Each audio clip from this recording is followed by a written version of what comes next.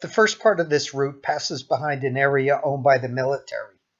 Back in the Cold War, males were drafted into the military here, and this area was a huge active base.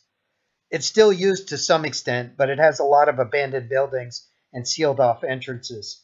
This neighborhood here with these little white houses is one of several in the area and served as officers' quarters. I'm not 100% sure, but I believe they're no longer strictly military and civilians can buy them. My former driving instructor lived in this neighborhood, or one down the road.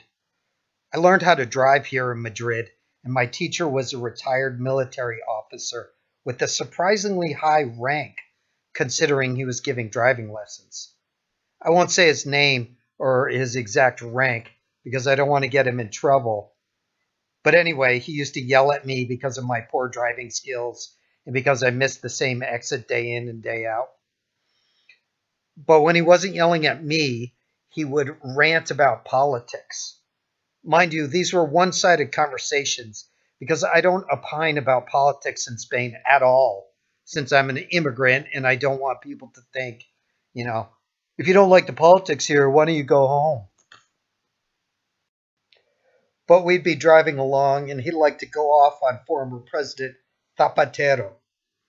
Zapatero was somewhat lefty and he appointed a pregnant female, 37-year-old, self-proclaimed pacifist as Minister of Defense. Apparently that didn't go over so well with the officer corps. At least that's what I learned from my driving lessons.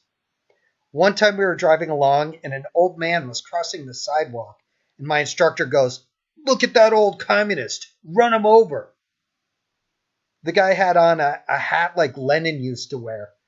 Out of the context, I don't think I would have recognized the hat as being particularly communist. But when my instructor pointed him out, I kind of saw what he was talking about. I realized he was kidding just in time, so I didn't run him over. But here's an artist's interpretation of the event.